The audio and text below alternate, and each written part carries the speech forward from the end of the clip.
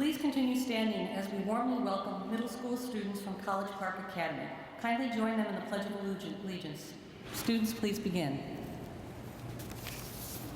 I pledge allegiance to the flag of the United States of America and to the republic for which it stands, one nation, under God, indivisible, with liberty and justice for all. Thank you, students, for leading us in our nation's Pledge of Allegiance. Will the Honor Guard post the colors?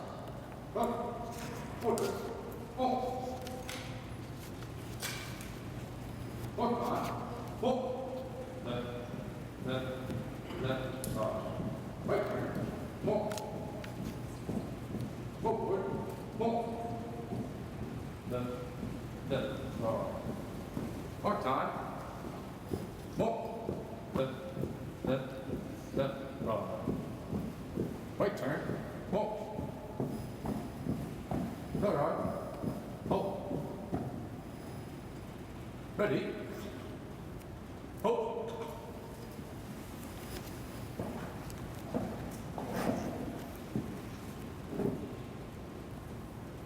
Ready. Hold. Left. Wait. Forward. Walk. Left.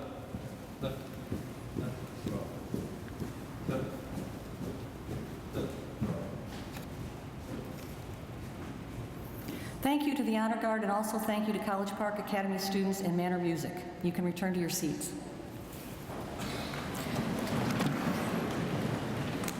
Please be seated for the invocation. This reflection will be offered by the Rabbi Charles Buchholz from Maryland Hillel.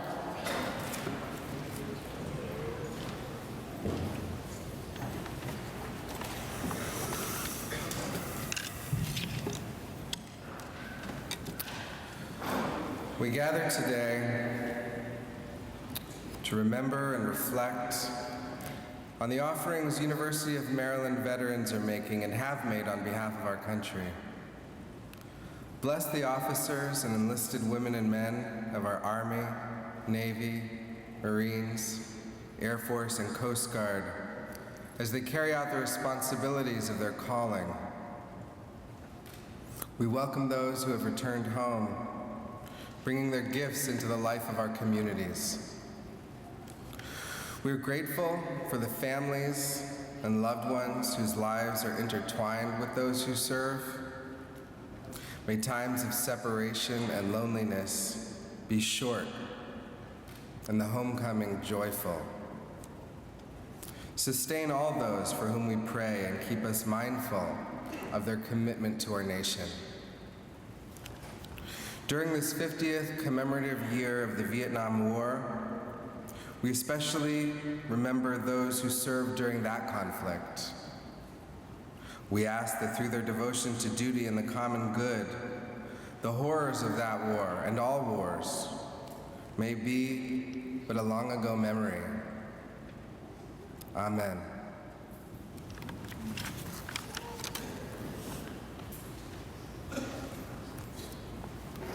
Thank you, Rabbi Buchholz.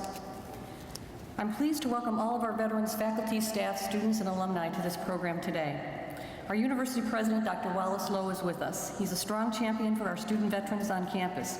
Under his leadership, Maryland has created spaces and opportunities for our veteran students to thrive. Please join me in welcoming President Lowe.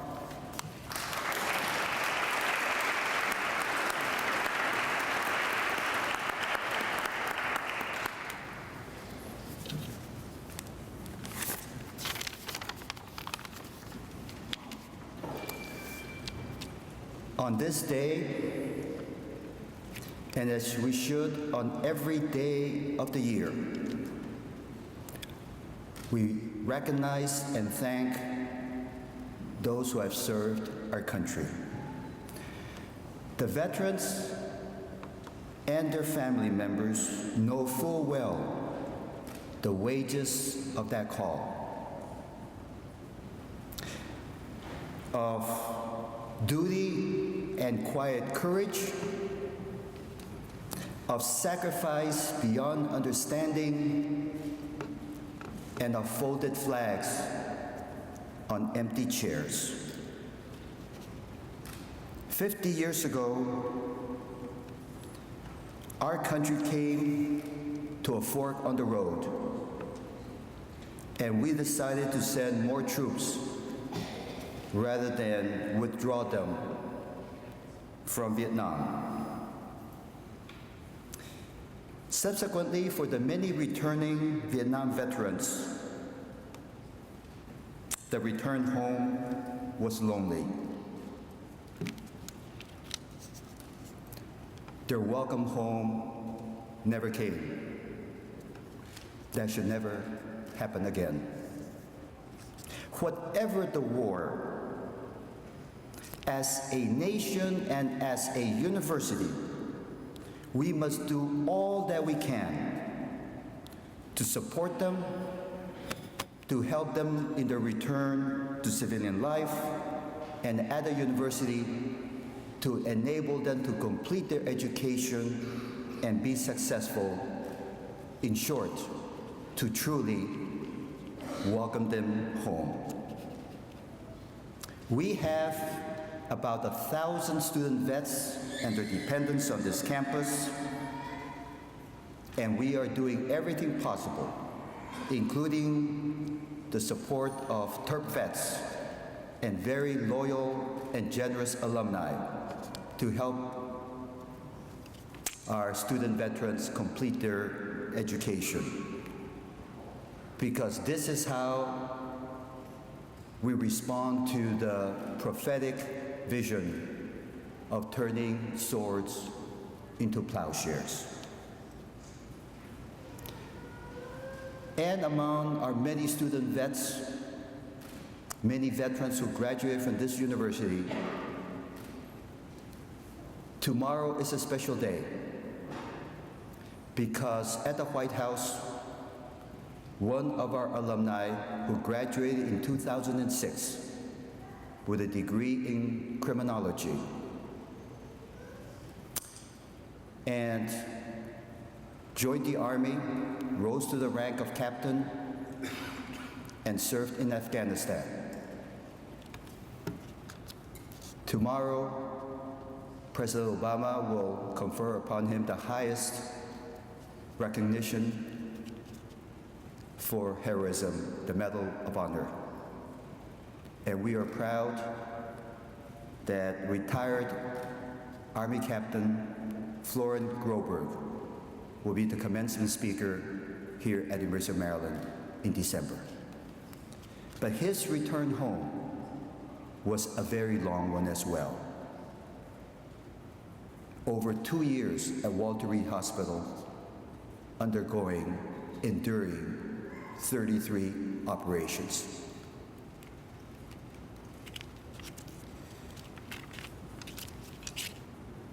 When our veterans return, that's when our obligation to serve begins.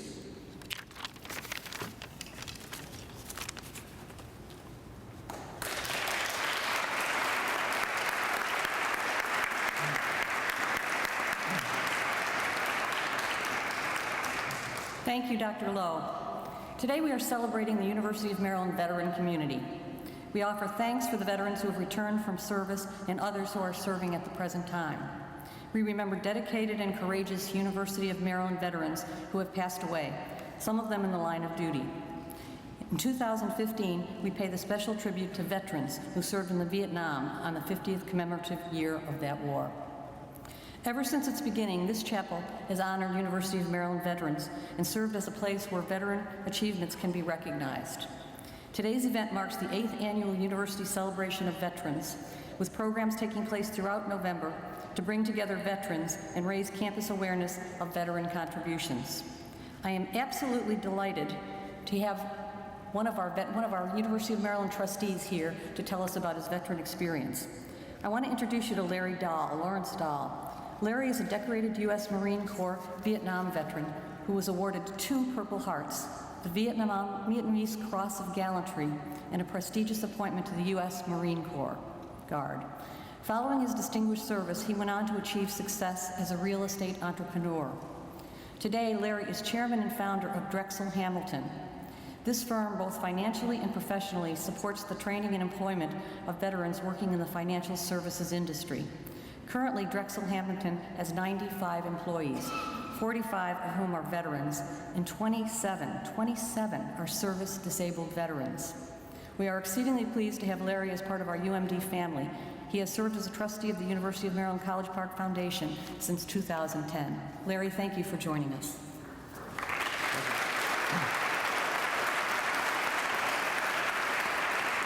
Thank you very much. Congratulations to all the veterans and their wives and their mothers and fathers.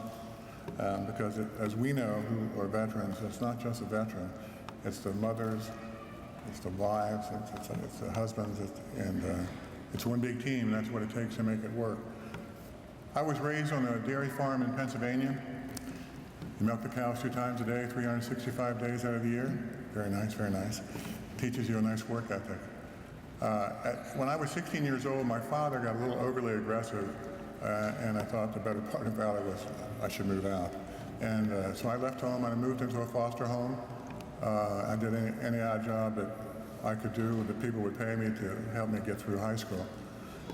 I was drafted and at 18, and I heard that if you went around to all the services, there was an opportunity for you to maybe make a deal where you could enlist for 4 years as opposed to being drafted for 2 years. And maybe that would keep you out of harm's way. So I went around to all the services and I took a lot of tests in the Marine Corps. I scored very high in math. I'd always been good at math. So the Marine Corps offered me computer programming, and they would give me a contract where I would go to Marine Corps Recruit Depot in Parris Island, South Carolina. And those of you who are Marines know that's quite a challenge down there. Then you go to infantry training, and after that, I would go to actually University of Georgia for a computer programming, which sounded pretty good to me. So I signed that contract. Now, I had learned to hunt when I was 6 years old on the farm. I had a demanding father, and I was always a very good athlete. So all that added up to, I finished #1 in my class in Parris Island, which would be pretty good. Well, as a reward, the Marine Corps made me a scout, which I go from being a computer programmer to a scout, which had a very bad ring to it, by the way. So I requested mass all the way up to the commanding general of Parris Island, Brigadier General. He said, look, first of all, this is a tremendous honor that you've been picked to be a scout. Thank you very much. And then he said, you can go to computer programming school when you get back. And I said, well, sir, if you don't mind me saying so, you mean if I come back? And by the way, being rewarded to be a scout just doesn't really add up with me. He said, you're going to Vietnam. So fast forward, all the Marines that go into Vietnam go through a staging area in Da Nang. So we land in Da Nang and go into the staging area, and then you sign up, and then eventually they'll tell you your orders. Well, not only am I, and now in Vietnam, I'm assigned to one of the crack combat units, the 1st Battalion 26 Marines, which are on aircraft carriers, and we would be brought in by helicopter where anybody was in trouble. This is really good. So I go, I'm on the aircraft carrier, we get called, all the Marines attached to Delta Company 126, be prepared to leave the ship in 1 hour. I'm on a helicopter, we go in, we approach the landing zone inbound, they turn the helicopter sideways, the machine gunner is just wailing away, belt after belt after belt, and the smell of gun smoke is all over the place. You're looking down, you're seeing explosions, and I'm thinking to myself, if I would have finished in the bottom half of my class, I'd be in Georgia right now studying computer programming. But God had a different idea for me. I went forward. I will tell you that I wouldn't wish any combat experiences on a dog, but I wouldn't trade it for the world, for the camaraderie that you understand, that once in a lifetime, life and death situation. So I get wounded a couple of times over there. And the second time, lost a lot of muscle in my right leg, so I've shrapnel in both legs to this day and in my back, and I ended up spending 4 months in the hospital. But before I leave Vietnam, I want to tell you that the one thing, or two things that stood out in combat. In a combat situation, the person, your whole world, comes all the way back down to the person on your left and the person on your right. You're going to depend on them, and they're going to depend on you for their lives. Sometimes you're lucky, sometimes you're not. If you're a warrior, you take that chance. And the second thing I'm going to tell you, when people say that they're fighting for their country, at 3 o'clock in the morning when it's raining sideways and you're in a pretty good gunfight, you're not, at that time, you're no longer fighting for your country. You're fighting for your friends right there, and you're fighting that you're all going to be able to make it out and see another dawn. Oops. So I'm back in the United States. I'm stationed at the Marine Honor Guard in Washington, D.C. And if you were in Vietnam, the whole United States seemed to be ganging up on you. They hated you, you know, and even if you couldn't stop and explain that, hey, I'm sorry, I didn't want to go myself, but they just were all over. So it was really a bitter time for those of us who were Vietnam veterans. I got sick of it. Say whatever you want, you know.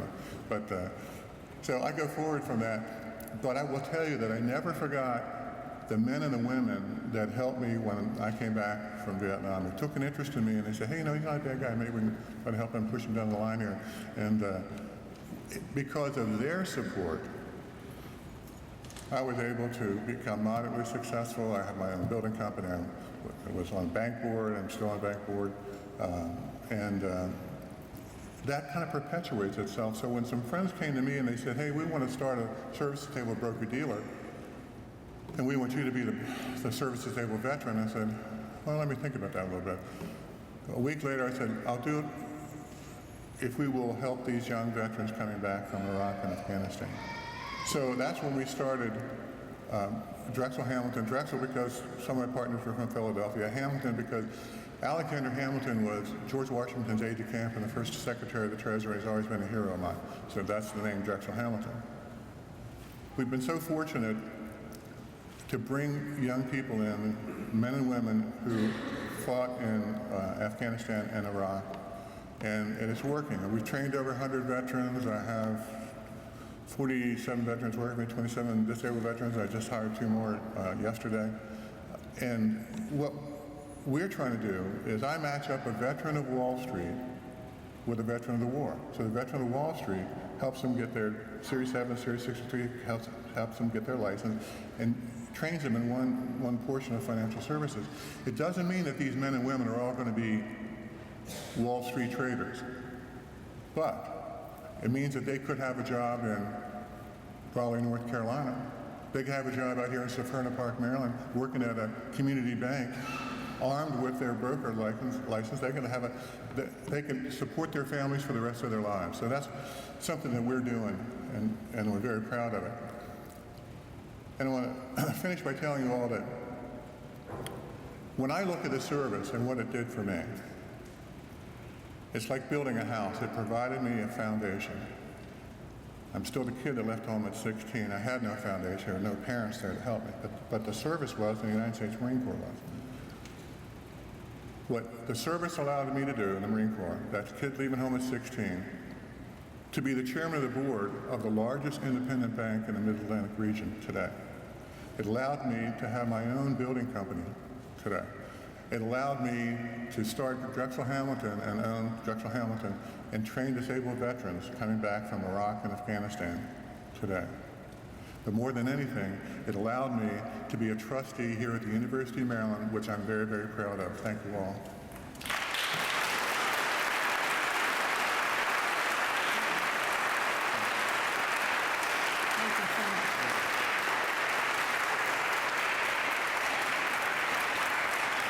Thank you for sharing your reflections, Larry. Larry is leaving us today off the public platform here because he's returning to New York City where he lives, and he's doing another ceremony on Wall Street tonight. So we're very proud of Larry. Our next speaker is Jessica Schultz, who is representing veteran students. As a U.S. Marine, Jessica served at Helmand Province in Afghanistan and at 3 bases in the U.S. from 2007 to 2011. She entered school at the University of Maryland in 2011 and today is a junior theater major. She returned as a Marine reservist for nearly a year in 2014-15, and during that time took part in the officer candidate course for platoon leaders. She is an active member of our veteran community at UMD, often attending events with her 3.5-year-old daughter, Caitlin.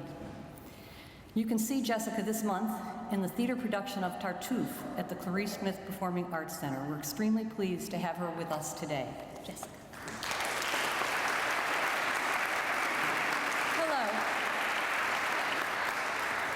Hello and good afternoon. I am Jessica Schultz. Prior to enlisting, my family had served in all branches except the Marines, so I decided to become a Marine. I committed myself to the best of the best by saying, I can do just as much as a boy can, if not better. Now, my dad affectionately refers to me as his little jarhead. Even though I grew up in the military family, the shock of arriving on the yellow footprints is a day that I will never forget, and neither will my Marine comrades. It wasn't until first phase boot camp that I even slightly regretted the decision to not even step foot into other branches' recruiting offices. As I continued with the Marines, I gave my time and commitment generously, just as it was taught through our core values of honor, courage, and commitment. Being a Marine was my first look into being an adult. I learned from stern guidance and Marines before me of what to do and what not to do, all the while being tasked with responsibility that my peers from high school could never imagine. Oftentimes, veterans look at their experience as the best time they never want to have again, while others hold nostalgia about that service. It was through the Marines I fortunately learned about trust and reliance on others. Trust is something I previously gave too easily. I gave trust and confidence in Marines solely because they went through the training and lived by the same values. This was a naive thought. I learned the hard way that some slip through the cracks. I married a fellow Marine, and that marriage melted into abuse, physical, emotional, and mental.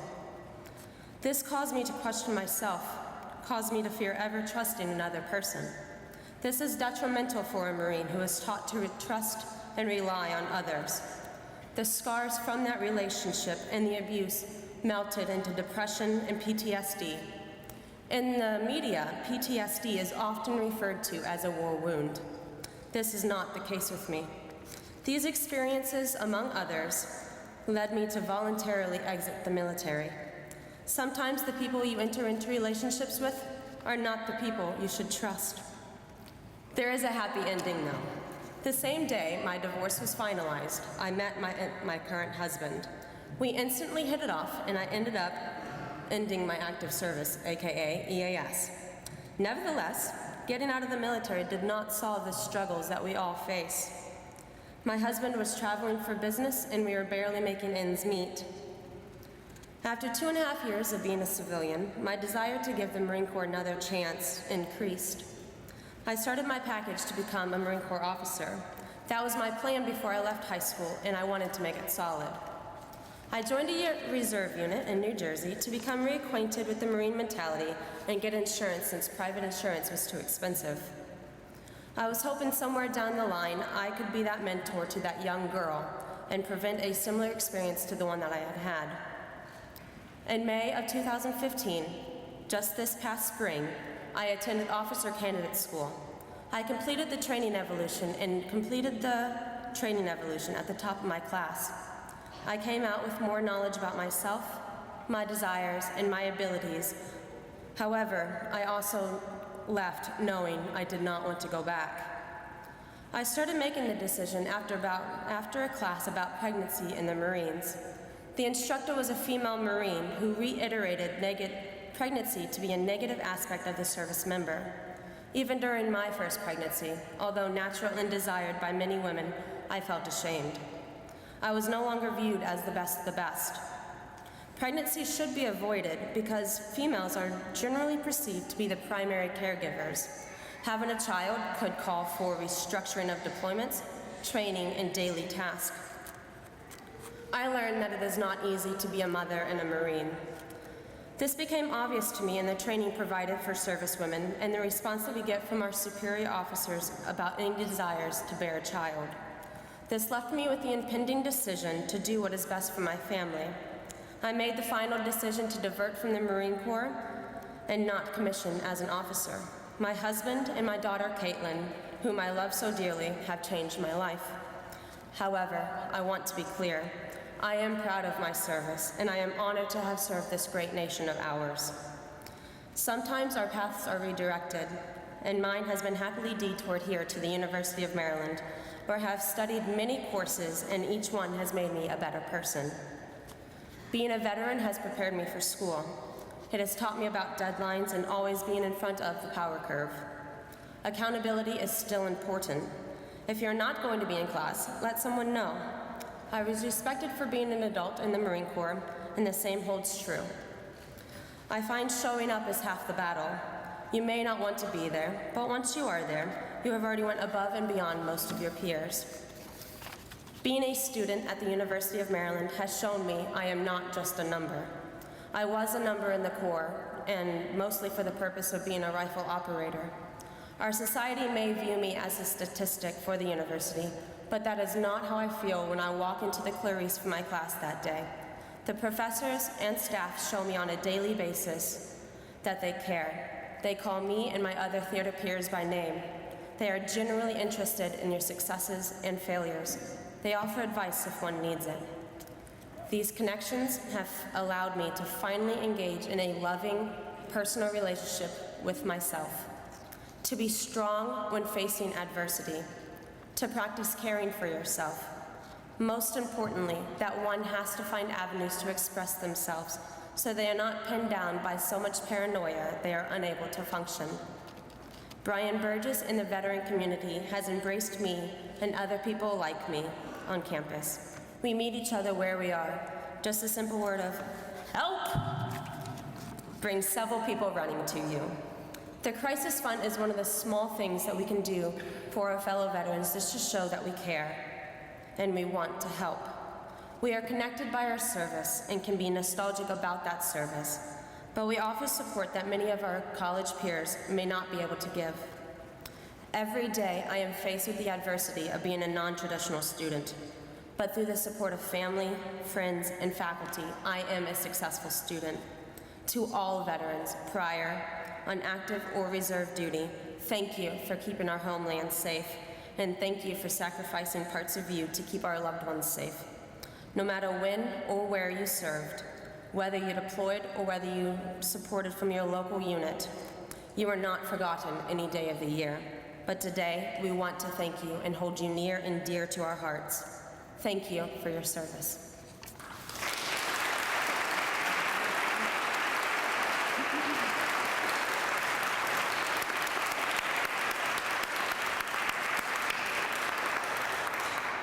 Thank you, Jessica, for being here today and telling your story. We're very proud to have you a member of our community. Before we hear from our third veteran speaker, we want to recognize the service our UMD veterans have provided the nation.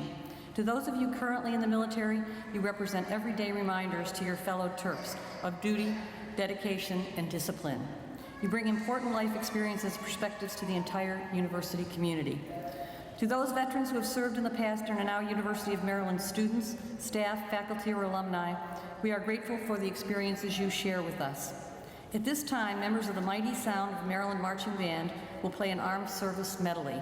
I ask all veterans to stand and be recognized when their branch theme is played. Family and friends are encouraged to honor the veterans in their lives by standing during the appropriate song.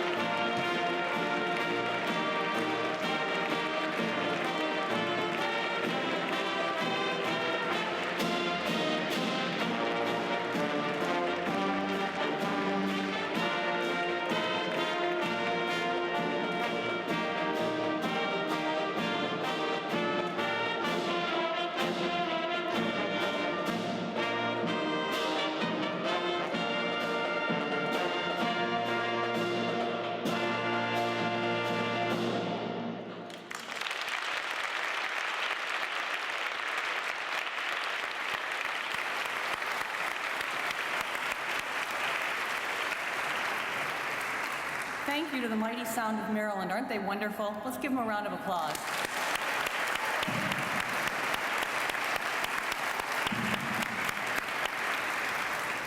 And now for our final veteran speaker, University of Maryland staffer Joe Ebaug. Joe is from State College, Pennsylvania, but we don't hold that against him. He served in the U.S. Navy as a fire control technician from 1970 to 1974, including one tour of duty in Vietnam from 72 to 73. After receiving his honorable discharge, he returned to Penn State and, using the GI Bill to help fund his education, graduated in 1978. His early career was centered on the ski and outdoor industry, including a position as the sales, marketing, and product design director for North Face in Berkeley, California. Joe and Tammy his wife, moved to Annapolis area in 2002, and 2 years later, Joe secured a job at the University of Maryland, directing our trademark licensing program. Joe, we're so glad to have you.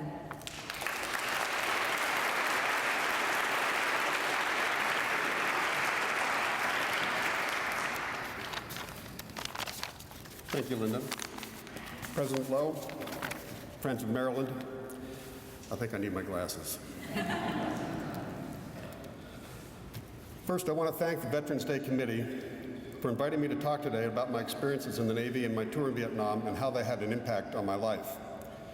But full disclosure, I should tell you that I've been a member of the Veterans Day Committee at Maryland for over a decade. I was out of town for a conference for one organizational meeting, and here I am as this year's faculty staff speaker. But I'm honored to have the opportunity to talk not only a little bit about my experiences, but also to mention two other veterans that had an impact on my life. To start off, in 1970, I was an 18-year-old Penn State freshman, and it didn't take long for it to become apparent that I was not going to become a Penn State sophomore. So looking at the situation of the day, I decided to take my short-term future into my own hands, and I joined the Navy to avoid being drafted into the Army. No offense, you guys. My mother was just a little bit more than upset with me. She was steadfast against the war in Vietnam, and she had already sent my two older brothers and safely received them back. I supposed at that time that those were her reasons to be angry. Regardless, she had learned something interesting from her mother, who had sent a son to World War II. She numbered and kept all my letters home to act as a diary for me later, and it was from these letters that I pieced together a few memories that I'd like to share today. They are 3 stories about when I questioned my decision to join the service.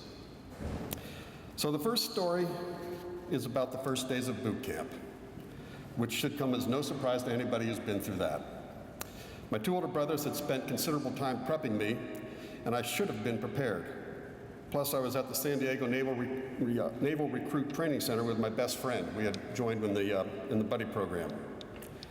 Anyway, you've probably all heard the stories about the first morning wake up, the first haircut, and someone yelling at you every step of the way. But I remember that we all smelled like our denim uniforms for days, and I had to go around and look at the face of every single one of the guys in my company to find my best friend.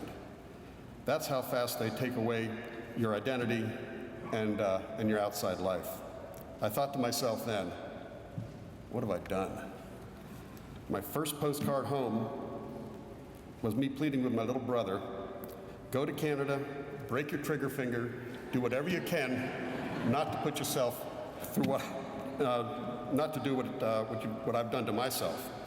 But he's a few years younger than I, and by the time he was of age, they had done away with the draft. He has always kind of regretted not having the experiences of his 3 older brothers. And to this day, thanks each of us for our service on Veterans Day. And I actually heard from him this morning. The second instance was not quite a year later on my first day at sea. I was on the USS Mulaney, DD 528, at the time the oldest destroyer in the Navy, stationed in Long Beach, California, waiting for my eventual ship to return from its first Westpac tour to Vietnam. It was a perfect spring day in 1971. The sea was smooth as glass with about a 2 to 3 foot swell. As we pulled away from the pier and I heard underway, shift colors, I thought to myself, man, this is so cool. I'm a sailor in the US Navy. We continued to pull out of the harbor, and as we cleared the breakwater, I was standing on the fantail of the ship. We turned broadside to the swell and did a couple of rolls back and forth. Well, my stomach took a couple of rolls, and I must have turned some shade of green, and I had that same, what have I done to myself feeling. I had 3 years left, and I couldn't imagine being on a ship and being this miserable for that long. But I got over it after hiding away for a few hours, and by the end of the 3-day cruise, never really had the feeling again, until about 2 years later, on 2 different occasions, running from typhoons in the South China Sea, but everyone felt crappy for those 2 weeks. The third time was while on Midsar Search and Rescue Station about 150 miles from Da Nang. We were there in support of carrier operations in late September, early October 1972. I was standing a fire control radar director watch with a chief bosun mate, and under condition 3, where weapon systems are manned but not fully operational. It was around 1 a.m., and I was taking a nap, and the chief was reading a Louis L'Amour Western novel. He gave me a shake and said we were going to general quarters. Normally, no big thing. We go to GQ a couple times a day. The word is normally passed as, this is the drill, all hands man your battle stations. But tonight, it was passed, general quarters, all hands man your battle stations. This is not a drill. I'd never heard this before. Now, the situation was this. The chatter on the phones was that there was a MiG about 20 minutes out and inbound. In the next few seconds, I was supposed to find a darkened jet with a rangefinder optics in the dead of night to help the radar lock on. I know 2 disturbing facts. One is that when a jet attacks a ship, the first run is to take out fire control director radar. Number 2 is that no ship's 5-inch gun has ever shot down a MiG. I didn't think there was much hope for me. There I was asking one more time, what have I done? The good news is, as I remember it, that I was pretty ready, kind of cool under the circumstances. But the better news was that the phone talker on the bridge had miscommunicated the information.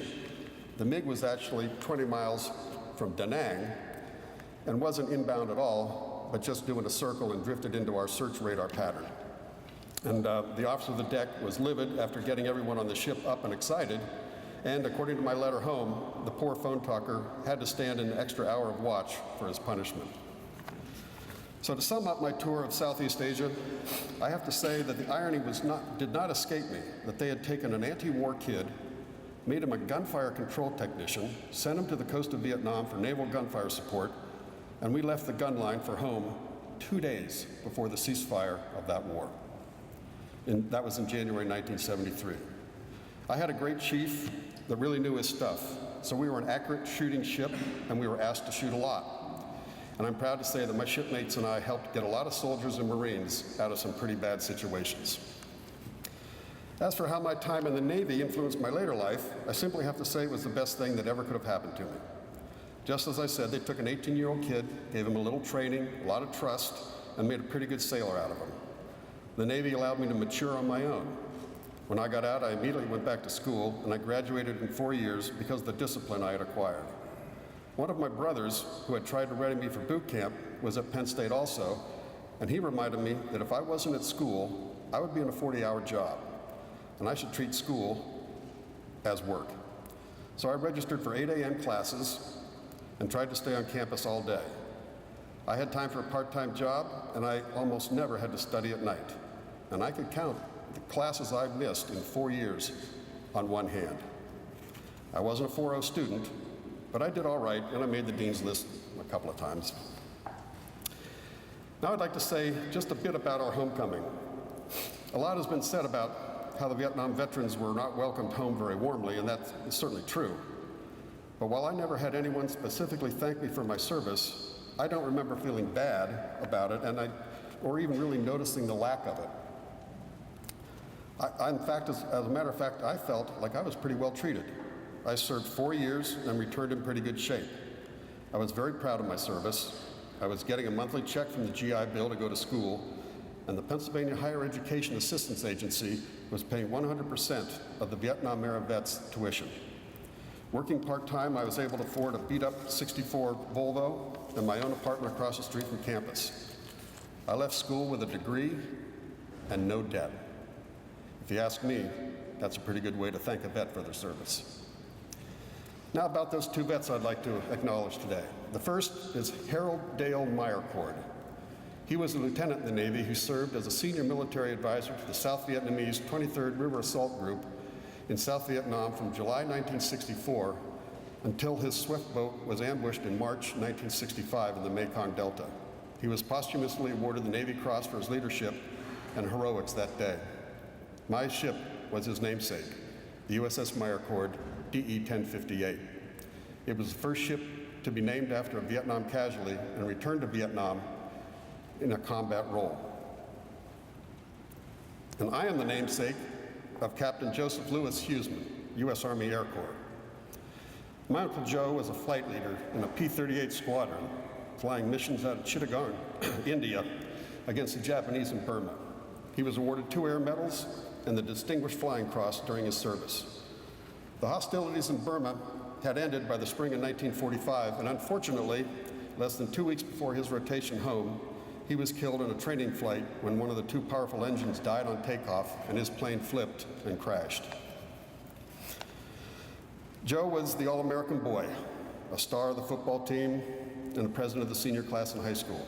And I still, on every national holiday, display the 48-star flag presented to my grandmother on his death. It was reading his service record, his flight log, and Granville, Ohio news articles about him and his letters home that my grandmother had kept and passed on to me, together with the letters my mother had saved, and made me realize the timelines involved. To me, as a little kid, World War II was ancient history. I used to read Sergeant Fury comic books and watch Walter Cronkite's 20th Century TV show about that war. The vintage was old and grainy compared to what we saw each night at dinner in the 60s as Walter updated us about the Vietnam War. The realization I came to was that 43 years ago today, I was off the coast of Vietnam on a search and rescue station, and it really doesn't seem very long ago at all. I had just turned 21. 1972 was only 27 years since the end of World War II, and I joined the Navy only 25 years after my mother had lost her brother. It must have seemed like yesterday to her. I only know now why she was so upset at sending her 3rd son off to be in harm's way. Excuse me. Finally, I'd like to close with traditional Navy language used to congratulate outstanding performance. So to Captain Huseman, Lieutenant Meyercord, and all the veterans here, I'd like to give a heartfelt bravo Zulu. And to all the active service members here, and those that will soon become active, I'll send you off with a naval blessing of fair winds and following seas. Thank you so much.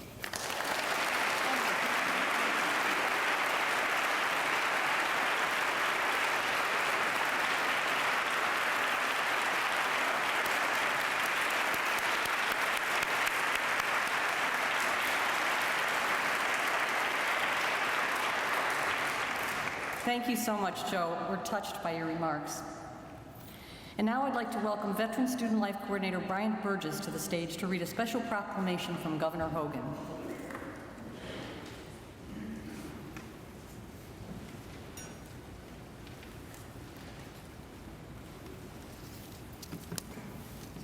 From the State of Maryland, proclamation, Veterans Day, November 11, 2015. Whereas the men and women of Maryland who served in the armed forces of the United States of America are the true protectors of liberty and freedom in our nation. And whereas service and defense of this nation is the ultimate form of patriotism and civic duty. And whereas the Congress of the United States of America has designated the 11th day of November of each year as Veterans Day to honor and recognize all veterans who served our nation with honor. And whereas Maryland joins distinguished veterans groups across this great state in observing Veterans Day with appropriate activities dedicated to honor the American veteran. Now, therefore, I, Lawrence J. Hogan, Jr., Governor of the State of Maryland, do hereby proclaim November 11, 2015 as Veterans Day in Maryland, and do commend this observance to all of our citizens. Signed, Governor Hogan.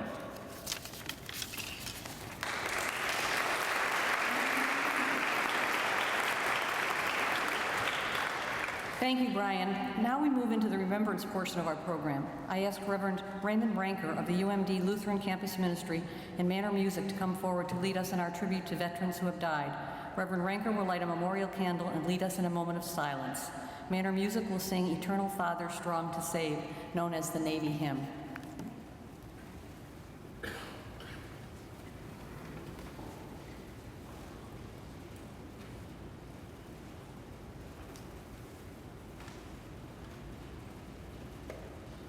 With the lighting of this candle, we pause to remember all those who have given their lives for our common good.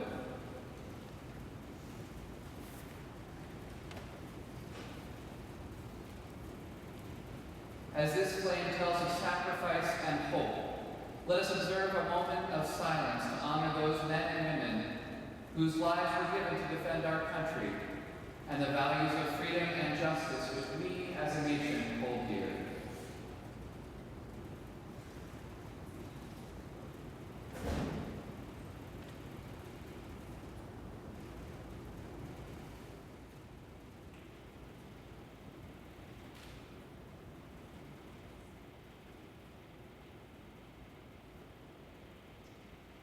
In sincere gratitude, we remember those who have laid down their lives that we might be a people living in freedom.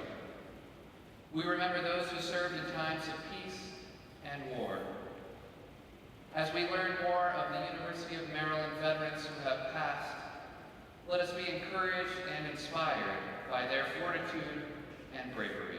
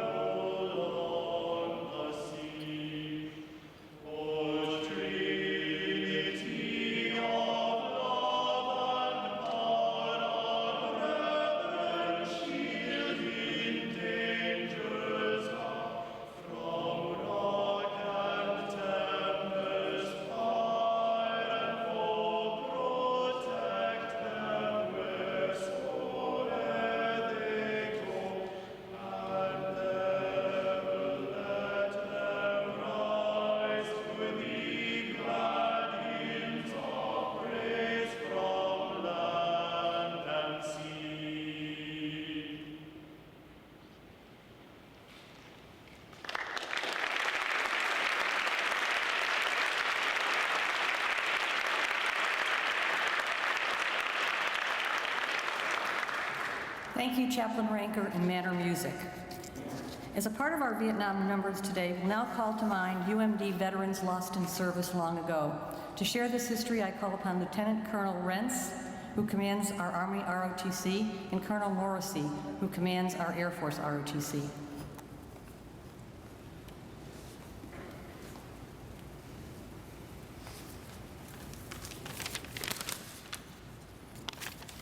Good afternoon. Thanks for everyone to come out today. It's right that we pause and honor those that have given so much. So thank you for your attendance today.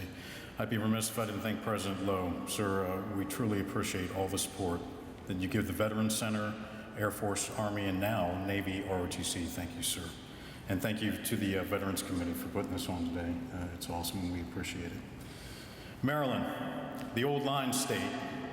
It's a nickname given to us by George Washington. after viewing our heroic stand at the Battle of Long Island.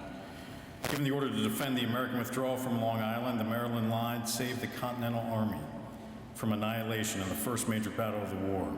"Good God, what brave fellows I must this day lose," Washington remarked to Israel Putnam as he witnessed the Marylanders repeatedly charge the Cordell U House, effectively holding back the British advance. Later, Washington described their efforts as an hour more precious to American liberty than any other. The University of Maryland and our veterans honor this tradition through our Veterans Center, Air Force, Army, and now Navy ROTC.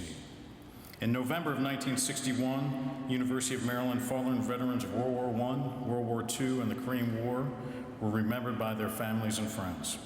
Over 200 names were submitted by loved ones for inclusion on the Roll of Honor, a book dedicated right here at the Memorial Chapel. The Roll of Honor is now a prized holding of the university archives.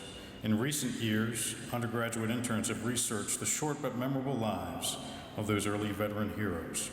As we remember all university veterans today, let us hold up one biography to represent all of those recorded in the Roll of Honor. Lieutenant Colonel Rentz. Thank you, sir.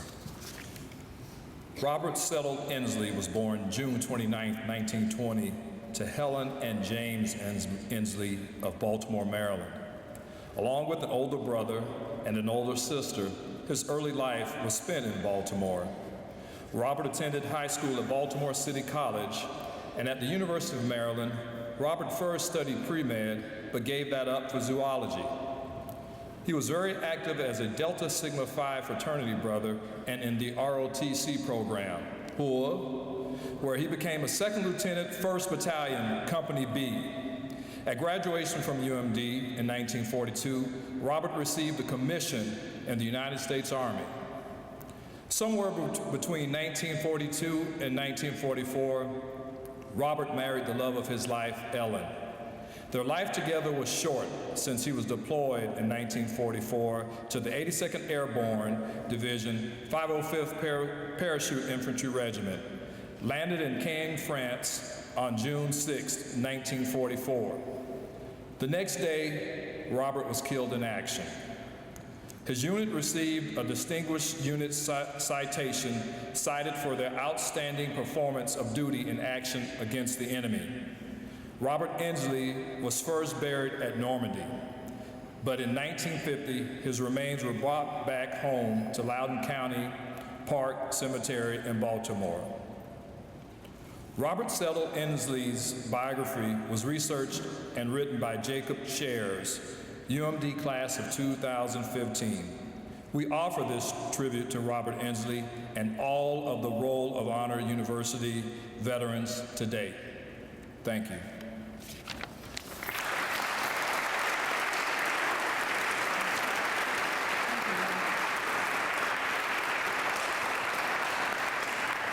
Thank you very much.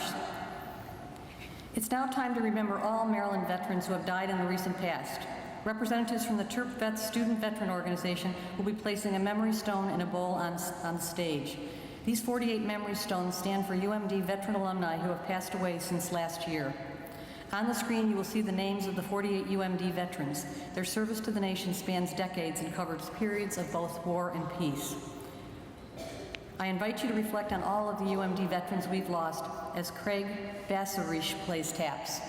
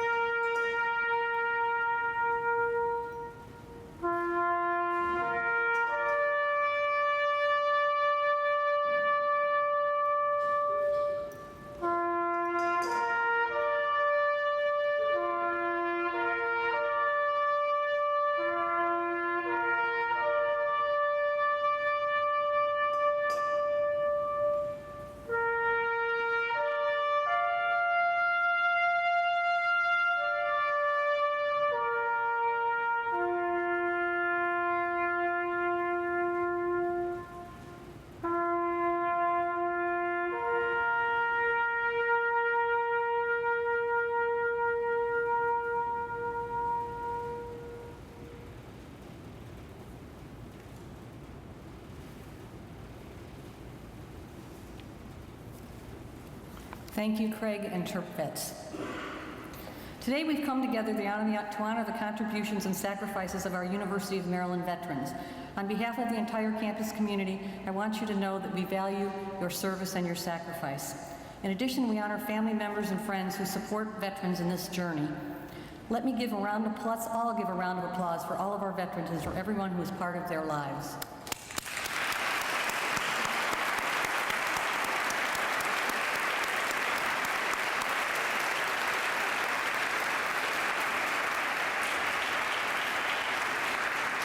The formal part of our program will conclude with a benediction by Muslim chaplain Tarif Shram and with the playing of Amazing Grace by bagpiper Joseph Garrett. Will the audience please rise? I ask you to remain in place until the Honor Guard retrieves the colors and Chaplain Shram begins the procession outside. The Honor Guard will be placing the U.S. flag at the Vietnam Memorial and the chapel grounds. If you like, please take the time today to visit the Vietnam Memorial or to walk around the labyrinth in honor of a veteran. Also, until 3 p.m. today, our Air Force and Army ROTC units will be holding a vigil in the front of the chapel in honor of lost veterans. We hope that you will join us for lunch in the Garden Chapel patio. We are delighted that you've taken part of today's Veterans Day recognition service. Thank you all for coming.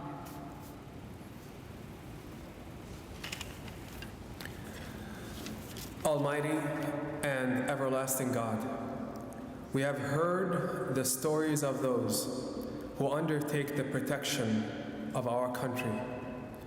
We have remembered those who have given their lives that peace might be a reality and existence may flourish. We recall especially the men and women whose service was intertwined with the fires of Vietnam. Through this time of reflection and remembrance, we ask that we never take for granted the blessings our veterans have secured for us. When we go from here, may the example of their commitment to duty call us to pursue as a people a way towards justice, purpose, and wisdom, and a new day of peace and concord for all. Amen.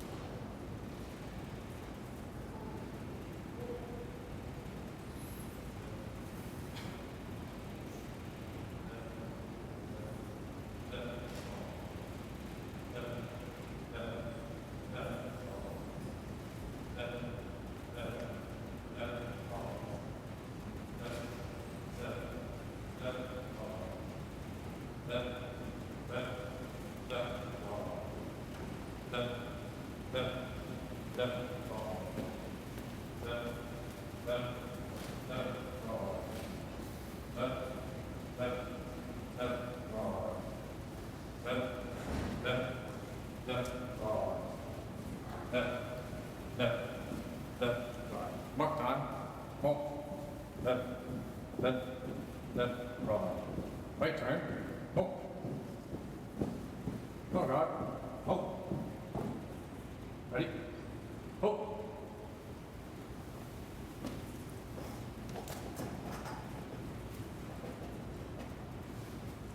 Center.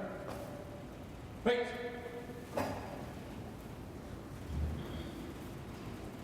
Left. Wait. Forward. Oh. Left. Left. Left. Wrong. Left. Left. Left. Wrong. Left. Left. Left. Wrong. Left.